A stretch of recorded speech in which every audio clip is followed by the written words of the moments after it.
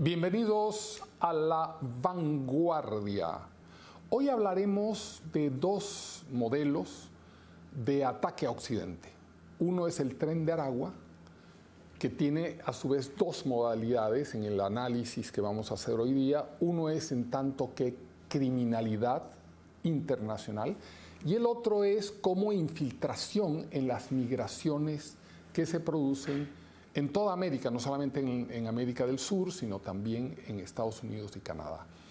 Y el otro elemento que vamos a analizar son los espías rusos en el Brasil. Ambos casos han levantado mucha polvareda, se ha generado una polémica muy grande.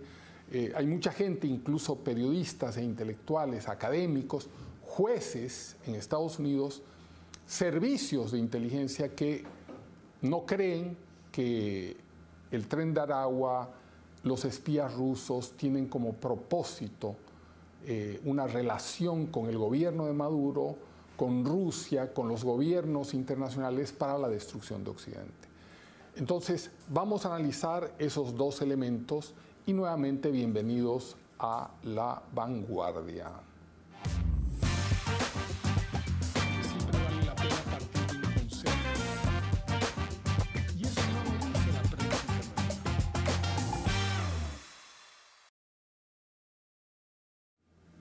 Recientemente, ahora en junio de este año, acaba de salir el memorándum de inteligencia del FBI, que declara o considera al Tren de Aragua una organización terrorista, una organización criminal, y además la considera asociada al gobierno de Maduro. Eso, que aparentemente es obvio, ha despertado una serie de disensiones en Estados Unidos y en el mundo, con esta creciente ola antitrumpista, antinorteamericana que se va dispersando por todas partes. Entonces, la pregunta primera que tenemos que hacernos, ¿es cierto que esto es nuevo, que es una locura que una organización criminal transnacional esté vinculada al gobierno de Maduro y que el gobierno de Maduro tenga como propósito vulnerar, atacar a los Estados Unidos de Norteamérica? Veamos la nota para tener una mirada más amplia. Un memorando del FBI reveló que algunos funcionarios de la dictadura de Nicolás Maduro podrían estar vinculados con el grupo criminal Tren de Aragua en Estados Unidos. Según el FBI, Maduro facilitaría la migración de estos delincuentes para desestabilizar la seguridad en Estados Unidos. El Tren de Aragua, originado en Venezuela como un sindicato ferroviario, se transformó en una organización criminal bajo el liderazgo del Niño Guerrero. Su expansión alcanzó varios países de América Latina y al menos 19 estados de Estados Unidos, donde se les vincula con delitos como tráfico humano, violencia armada y fraude. En julio del 2024, el gobierno estadounidense designó al grupo como una organización criminal transnacional y ofreció recompensas por sus líderes. En América Latina, el Tren de Aragua ha dejado una fuerte huella delictiva. En Chile ha sido relacionado con asesinatos y trata de personas, incluyendo el caso del ex militar venezolano Ronald Ojeda, quien fue asesinado. En Perú, la banda maneja redes de explotación sexual generando alarma social. Estas operaciones muestran el alcance internacional del grupo y la urgencia de coordinar esfuerzos regionales e internacionales para enfrentar su amenaza. Podríamos aproximarnos a esta noticia de dos maneras. Una es considerar, como muchos críticos consideran, de que este tipo de fenómenos, como el Tren de Aragua, parten de un poblado, de un barrio pobre de Maracay y se pueden volver transnacionales solamente por el acto de la delincuencia, sin que haya un producto industrial como la cocaína, sino el tráfico de personas, la migración para ir a delinquir en países totalmente desconocidos. Entonces, una es la posibilidad de que se trate una cosa espontánea y de que de manera natural va llegando a este nivel de sofisticación. Ese es un camino. En realidad no hay muchos ejemplos en la historia reciente donde una pandilla de barrio se convierte en una transnacional del crimen sin apoyo de estados sin apoyo político. En el otro lado, que es más frecuente, tenemos que considerar que una pandilla que se transforma en una empresa transnacional del crimen tiene un apoyo de algún estado.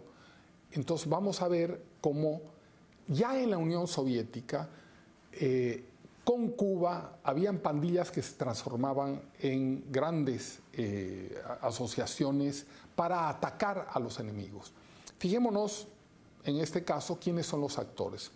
Tenemos como actor el Tren de Aragua, tenemos un superobjetivo cuando se trata del apoyo estatal al crimen, y el superobjetivo es la infiltración en los Estados Unidos, el debilitamiento, el hostigamiento y la eventual destrucción de los Estados Unidos.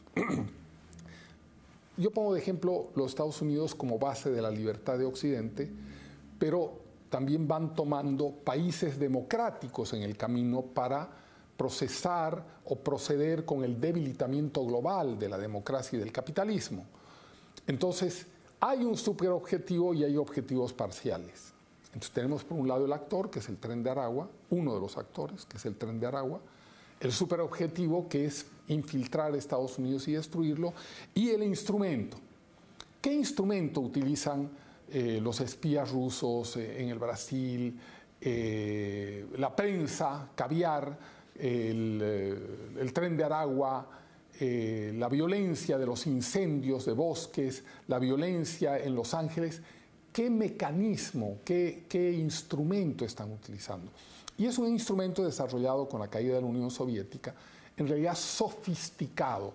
Es un nuevo comunismo, un fascicomunismo de nuevo cuño, donde ya no usa la guerra convencional y ni siquiera la guerra asimétrica de los años 60, 70 del siglo XX, que era la guerrilla.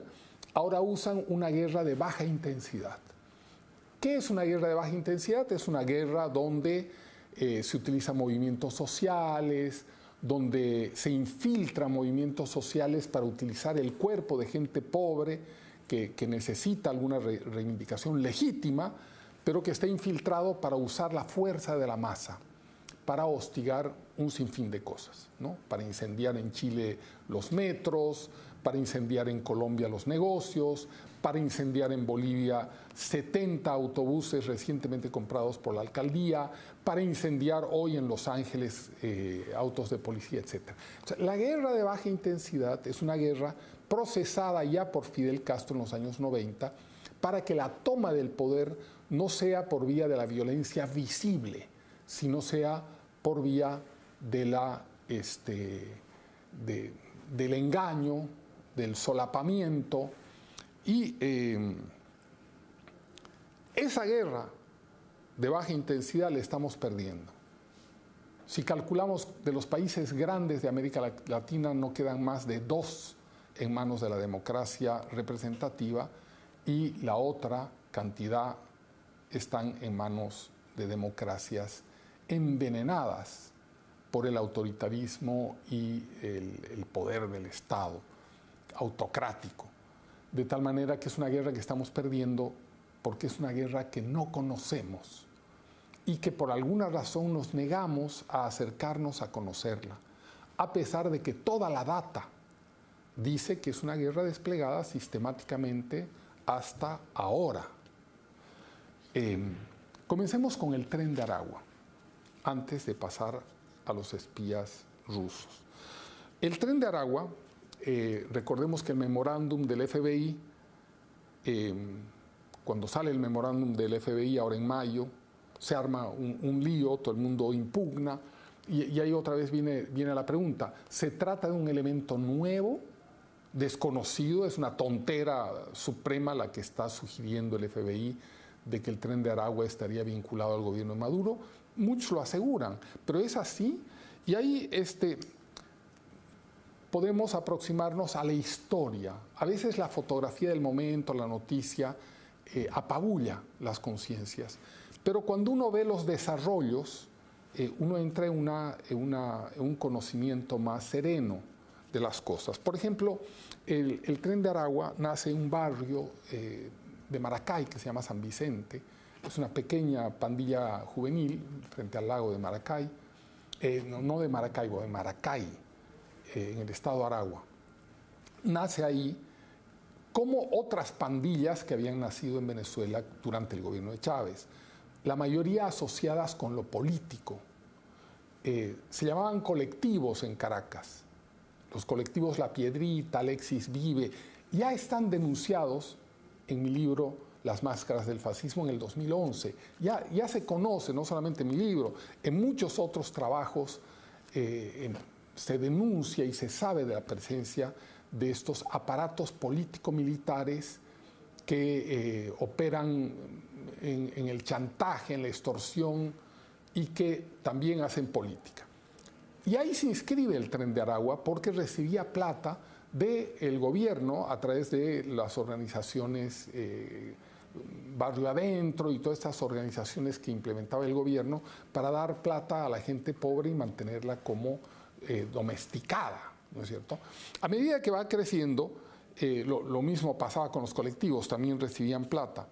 A medida que van creciendo y llega el gobierno de Maduro, estoy haciendo largos tramos para ver el desarrollo, ¿no? En el 2015 aparecen unas manifestaciones enormes en Venezuela contra el gobierno de Maduro. Y estas manifestaciones usa el gobierno de Maduro, el régimen, usa a los colectivos y al Tren de Aragua para reprimir a estas manifestaciones. Y posteriormente implementa este régimen criminal, implementa el crimen callejero, el asesinato callejero como una política de Estado. Es una cosa horrenda, pero es absolutamente cierta. De tal manera que Venezuela, que tenía una tasa de criminalidad que tampoco era de las mejores del mundo, se dispara hasta 30.000 muertos por año. Estaba en el segundo lugar de muertos por año en el mundo. Habían 89 muertos por día en Venezuela. Eso es mucho. Y se calcula que había cada media hora, cada 20 minutos un muerto. Todo esto estaba generado por el régimen. ¿Para qué? Es un viejo método cubano para desmoralizar a la población, para bajar las resistencias después de las manifestaciones del 2015 y poder dominar, para aterrorizar a la población y conseguir una población que sea más dócil y menos díscola con el gobierno. Ahí intervinieron siguiendo el viejo modelo cubano. Sabemos que Venezuela es un país tomado por el castrismo. Siguiendo el viejo modelo cubano, utilizaron a la delincuencia los cortes de luz, los cortes de agua también para amasar y desmoralizar a la población venezolana.